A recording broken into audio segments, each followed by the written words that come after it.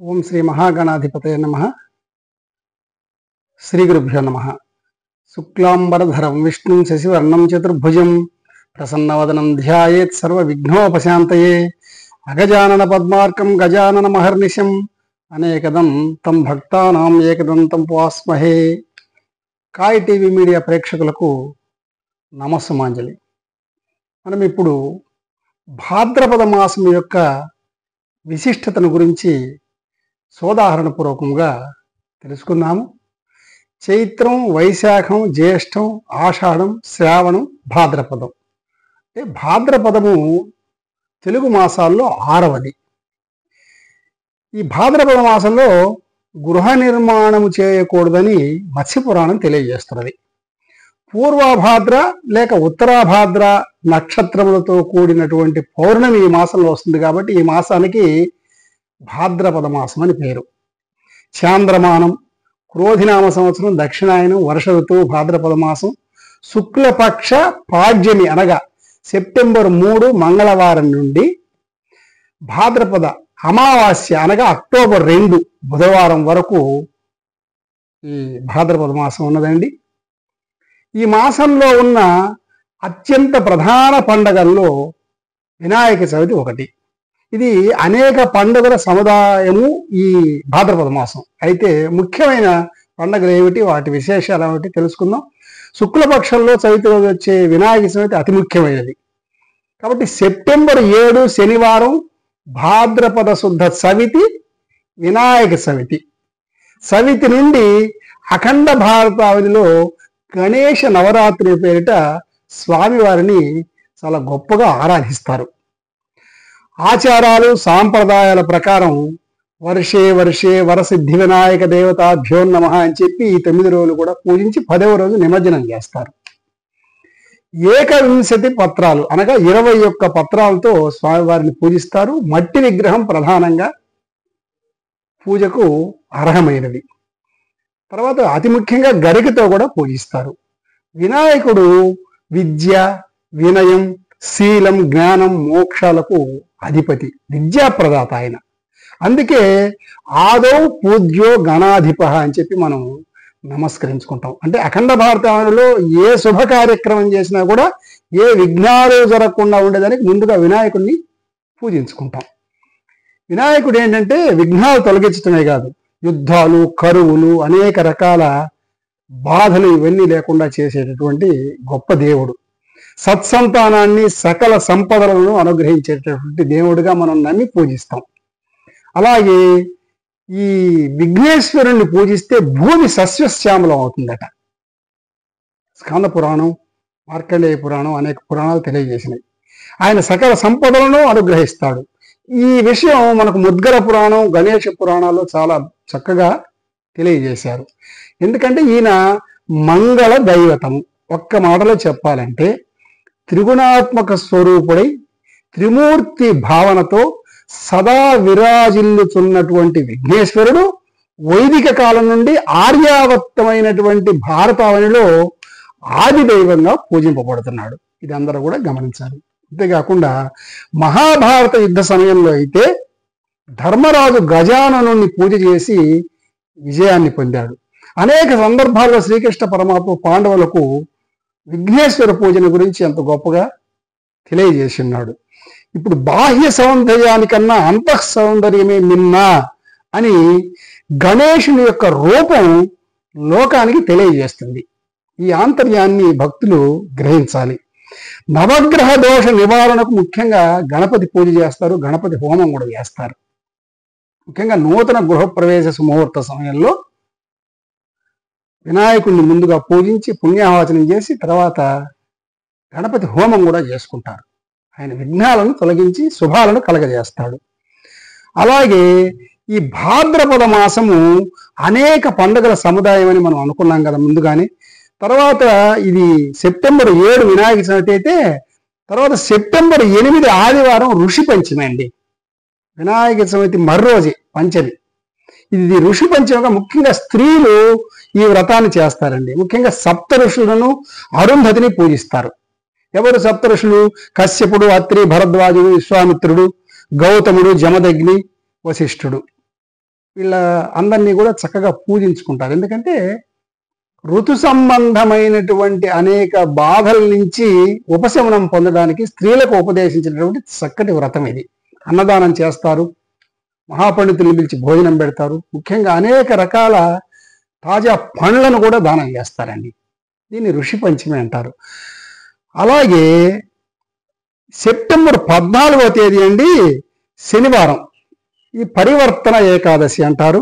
శ్రావణ మాసం నుంచి కార్తీక మాసం వరకు మనం చాతుర్మాస్య వ్రతం అని చెప్తాం కదా.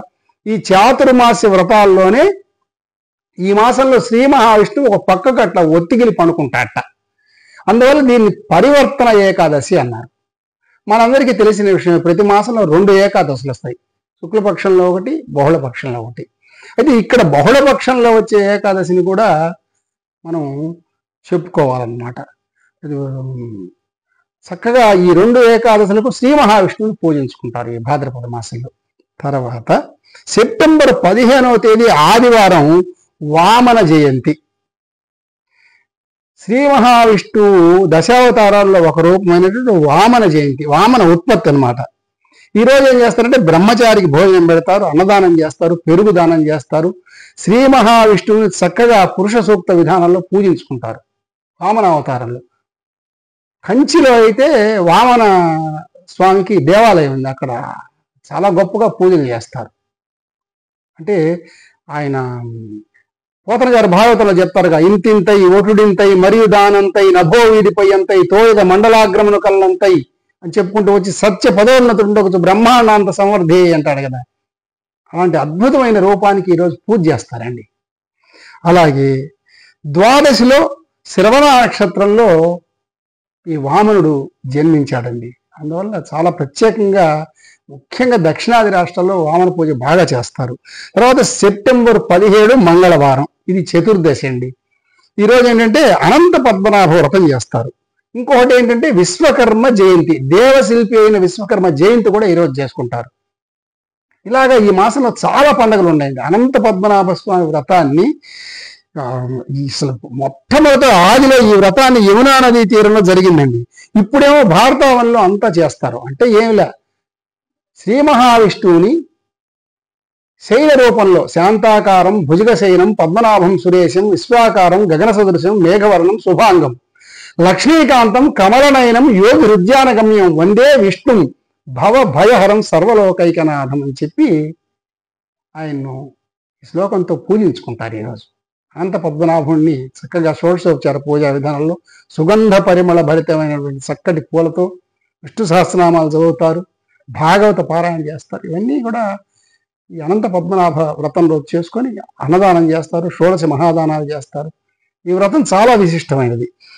అలాగే పౌర్ణమి రోజున ఏంటంటే ఉమామహేశ్వర వ్రతము, తర్వాత పుత్ర వ్రతం అని చెప్పి ఆచరిస్తారండి, అది కూడా ఉంది. తర్వాత ముఖ్యంగా అన్నిటికన్నా ఈ శుక్లపక్షం అయినాక బహుళపక్షం అంటే కృష్ణపక్షం ప్రారంభం. కృష్ణపక్ష పాడ్యమి ఎప్పుడు వస్తుందండి మనకు? సెప్టెంబర్ 18 బుధవారం బహుళ పాడ్యమి అంటే ప్రతిపత్తిది. ఆ రోజు నుంచి అమావాస్య వరకు మహాలయ పక్షములు అంటారండి. ఇవన్నీ కూడా పితృప్రీతికరమైనటువంటి దినాలు కాబట్టి పితృదేవతల పూజలకు ఉద్దిష్టమైనటువంటి పక్షం ఇది, మహాలయ పక్షం. ఈ మహాలయ పక్షంలో పితృదేవతలను అందరూ పూజించుకోవాలని, ముఖ్యంగా తల్లిదండ్రులు లేనివారు తల్లిదండ్రులకు తిలోదకంతో తర్పణాలు ఇవ్వాలి, శ్రాద్ధ కర్మలు చేసుకోవాలి. వాళ్ళ తల్లిదండ్రులు కానీ ఇంకా ఎవరైనా పితృదేవతలు ఉంటే బంధువర్గంలో వాళ్ళకు ఆయా తిథులు గుర్తుంటే ఆ తిథుల్లో తర్పణ వేయటం శ్రేయస్కరం అని చెప్పి బృహద్ధర్మ పురాణం తెలియజేస్తున్నది. అలా తిథులు గుర్తులేని పక్షంలో ఈ మహాలయ పక్షంలో చక్కగా తర్పణాలు కానీ శ్రాద్ధాలు కానీ చేయటం మంచిది. ఈ పితృదేవతలకు మహాలయ పక్షంలో శ్రాద్ధ విధులు కానీ తర్పణాలు కానీ చేస్తే గయలో వటవృక్షం కింద ఆమదానం చేయగా ఏ ఫలము కద్దు ఆ ఫలమునిచ్చి రక్షించరయా అని చెప్పి ఇవ్వాల. గయలో చేసినంత ఫలితం వస్తుందట. ఆమె చక్కగా శాఖదానం కూడా ఇచ్చుకోవచ్చు. ఆరోగ్యం బాగాలేని వాళ్ళు, వార్ధక్యంలో ఉన్నవాళ్ళు, వాళ్ళంతా కూడా చక్కగా ఒక ఉపాయం ఉందండి. ఏంటంటే అది బృహద్ధర్మ పురాణంలోనే చెప్పాడు. ఒక 6 శ్లోకాలు ఉన్నాయండి. ఆరోగ్యరీత్యా కానీ ఇంకేదైనా వాళ్ళ ఓపిక తీరిక లేని పక్షంలో కానీ ఈ బృహద్ధర్మ పురాణంలో సాక్షాత్ బ్రహ్మదేవుడు బ్రహ్మదేవుడు చెప్పాడు, నమో పిత్రే జన్మదాత్రే సర్వదేవమయాయ చ సుఖదాయ ప్రసన్నాయ సుప్రీతాయ మహాత్మనే అని ఇట్లా వరుసగా 6 శ్లోకాలు వస్తే ఫలశ్రుతి కూడా ఉంది. రోజు అవి చదువుకున్నా కూడా పితృదేవతలకు ప్రీతి కలుగుతుందని చెప్పి బృహద్ధర్మ పురాణం తెలియజేస్తుంది. కాకపోతే పద్ధతి ప్రకారం గురువు గారిని పిలిచి కానీ మీకు వస్తే కానీ మీరు ప్రపితామహులకు తిలలతో ఉదకంతో తర్పణం ఇవ్వచ్చు. దర్భల దగ్గర పెట్టుకొని దర్భల్లోకి ఆవాహన చేసుకొని ఆ శాస్త్ర విధిని ధర్మశాస్త్రంలో ఎలా చెప్పారో అలా చేసుకునేవాళ్ళు. వాళ్ళకి అనుభవం ఉంటే చేసుకోవడం, లేకపోతే గురువు గారిని పిలిచి చేసుకొని దక్షిణ తాంబూలం ఇవ్వటం, ఇలాగా వరుసగా అందరికి ఇచ్చుకుంటాం. ఒకవేళ ఎవరైనా భార్య పోయిన వాళ్ళు ఉంటే ఆత్మపత్రి అని ఆమె పేరుతో ఇచ్చుకోవచ్చు. అలాగే సోదరుడు అయితే భ్రాతరం అని చెప్పుకోవాలా, మామ అయితే మాతులు అని చెప్పుకోవాలా. ఇట్లాగా గురువు అయితే అస్మద్ గురువు అని చెప్పుకొని తర్పణాలు వదులుకుంటామండి. కాబట్టి ఎవరైనా ఎప్పుడైనా ఎక్కడైనా ఏ సందర్భంలో అయినా కూడా ఈ పితృభేదికరమైనటువంటి ఈ కార్యక్రమాలు చేయలేకపోతే ఈ మహాళాయ పక్షాల్లో చేసుకోవడం చాలా శ్రేయస్కరం అని చెప్పి శాస్త్రాలు పురాణాలన్నీ తెలియజేసినాయి. కాబట్టి ఇన్ని విశేషాల సమాహారమే ఈ భాద్రపద మాసం. దీన్ని అందరూ కూడా తెలుసుకొని హాయిగా భాద్రపద మాసంలో ఇంకా చాలా పండుగలు ఉన్నాయండి. కొన్ని ప్రధానమైనవి మనం ఇప్పుడు ఈ సందర్భంగా చెప్పుకున్నాము. కాబట్టి మీరంతా కూడా భాద్రపద మాస విశిష్టతను తెలుసుకున్నారు కదా. ఆ విధంగా అనుసరించి ఆనందింతురుగాక. సర్వే జనా సుఖినో భవంతు. స్వస్తి. మరిన్ని అప్డేట్స్ కోసం మా కాయ్ టీవీని సబ్స్క్రైబ్ చేసుకోండి. మా వీడియో కనుక మీకు నచ్చినట్లయితే లైక్ చేయండి, షేర్ చేయండి. మీ విలువైన అభిప్రాయాలను కామెంట్ బాక్స్లో తెలియజేయండి.